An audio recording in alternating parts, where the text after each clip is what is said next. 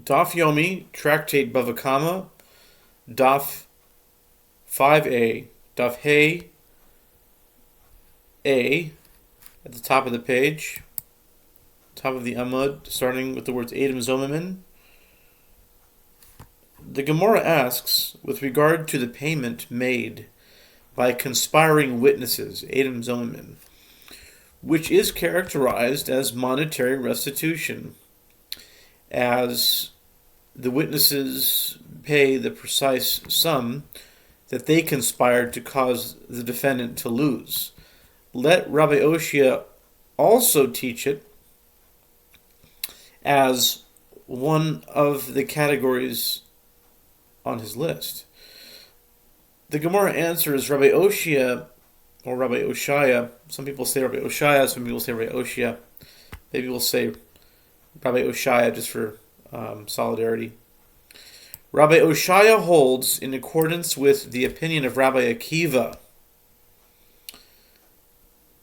This is the first time Rabbi Akiva is mentioned in the tractate of Bava, and it occurs on Daf Hey.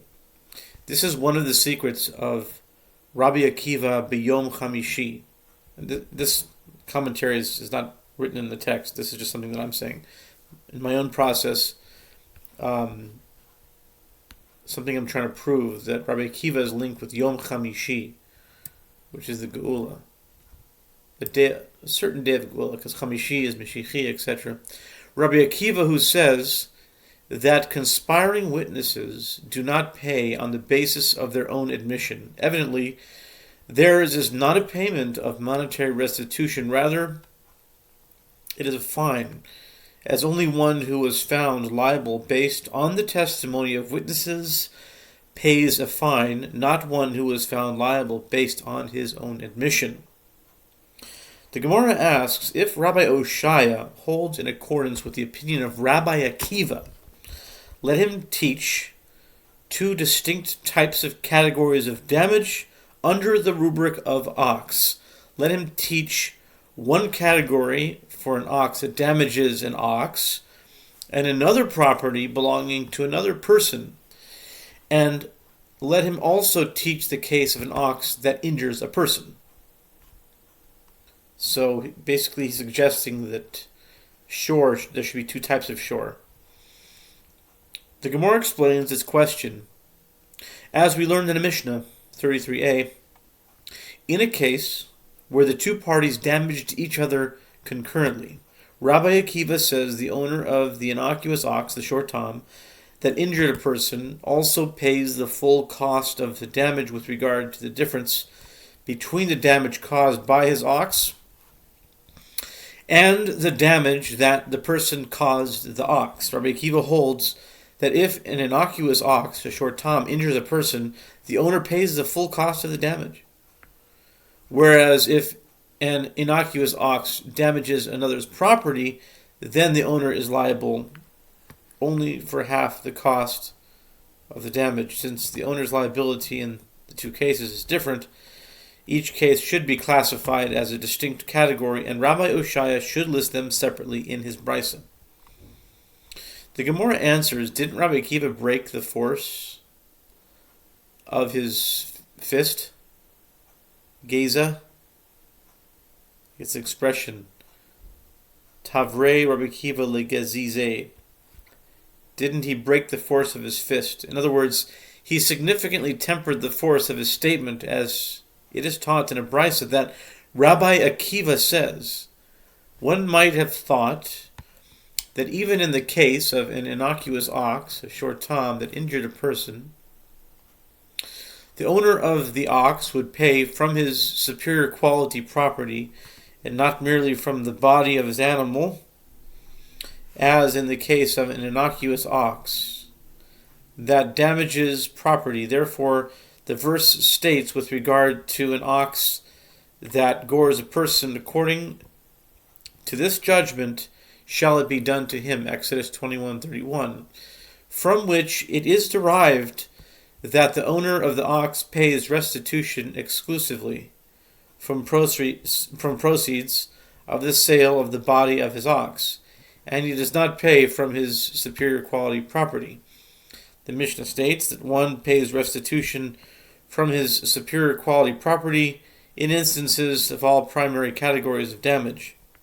Since in the case of an innocuous ox that injured a person, even Rabbi Akiva concedes that the owner does not pay from his superior quality property, it should not be included in a list of the primary categories.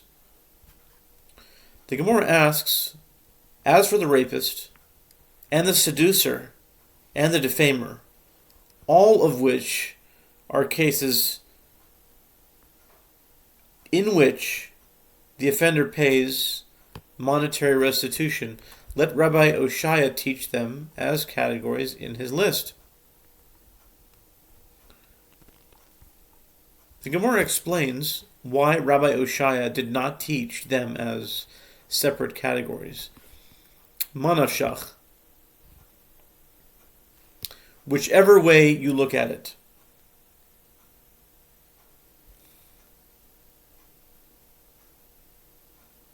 They should not be listed if the payments listed by Rabbi Chia are for damage caused to the woman's body, which reduces her value. He already taught it. If the payments are for pain, he already taught it. If the payments are for humiliation, he already taught it. If the payment is for degradation, that too is a payment for damage, which he already taught. What then have you to say? What is the nature of the payments paid by the rapist and the seducer mentioned by Rabbi Chia? In these cases, each payment paid is considered a fine, a knas, as explained with regard to cases in which one is liable to pay a fine. Rabbi Oshaya does not speak. The Gemara asks further, and one who causes another's truma to become ritually impure, and one who mixes truma, which is in English heave, the heave offering, truma with another's non-sacred food, and one who pours another's wine as a libation for idolatry, each of which is a case in which the offender must pay monetary restitution to compensate the owner for his loss due to the lowered value of his food or wine. Let Rabbi Oshaya teach them as categories in his list. Manafshach, whichever way you look at it. These cases should not be listed. If Rabbi Oshaya holds that damage is not evident, in other words, where the object is physically unchanged, but its halachic status is changed, is characterized as damage for which one is liable to pay restitution, Rabbi Oshaya already taught damage. He included in his list restitution for damage. And if he holds that the damage that is not evident is not characterized as damage, for which one is liable to pay restitution, then it is a fine. And as explained, with regard to cases for which one is liable to pay a fine, Rabbi Oshaya does not speak. The Gemara suggests, since Rabbi Chia lists these cases as distinct categories, let us say that Rabbi Chia holds that damage is not evident. Damage that is not evident is not characterized as damage for which one is liable to pay restitution, as if it were characterized as damage for which one is liable to pay restitution, didn't he already teach? In other words, include in his list restitution for damage? The Gemara rejects that suggestion. Even if he holds that damage that is evident is characterized as damage for which one is liable to pay restitution, he distinguishes between different types of damage. He teaches cases of damage that is evident, and he teaches cases of damage that is not evident. The Gemara considers the fact that each of the lists of primary categories is introduced with the number that they total. Granted, according to the Tana of our Mishnah, he taught the number of 4 primary categories, introducing his list to exclude those additional categories of Rabbi Oshaya. And similarly, Rabbi Oshaya taught the number of 13 primary categories to exclude those additional categories of Rabbi Chia. But what does the number of 24 primary categories of Rabbi Chia serve to exclude? The Gemara answers, he taught that number in order to exclude the cases of an informer and one who renders something pigul, moser and mefagel.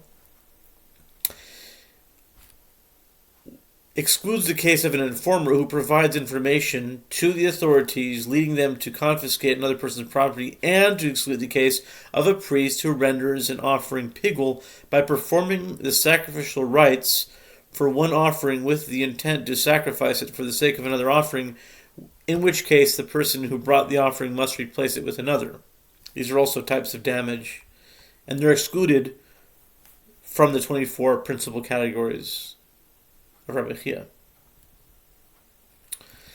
The Gemara asks, and let Rabbi Chia teach these cases. Granted, he did not include the case of a priest who renders an offering pigul. Perhaps with regard to cases involving consecrated items, Rabbi Chia does not speak.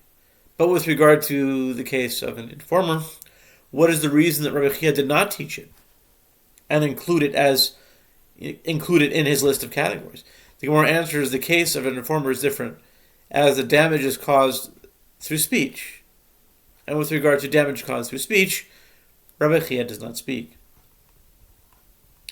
The Gemara asks, but isn't there a case of a defamer where the damage is caused through speech, and yet Rabbi Chia teaches it and includes it in his list?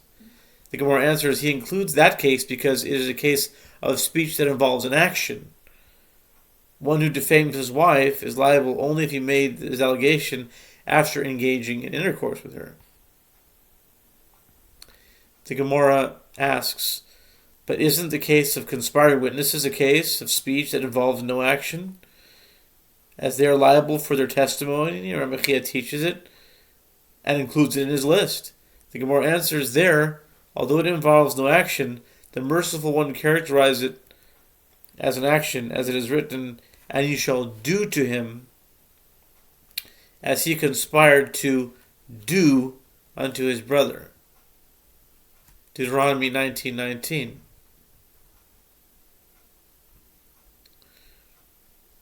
For the sake of time, we'll conclude here and continue 5a, point 2. I think we'll do that. We'll have to do it for time.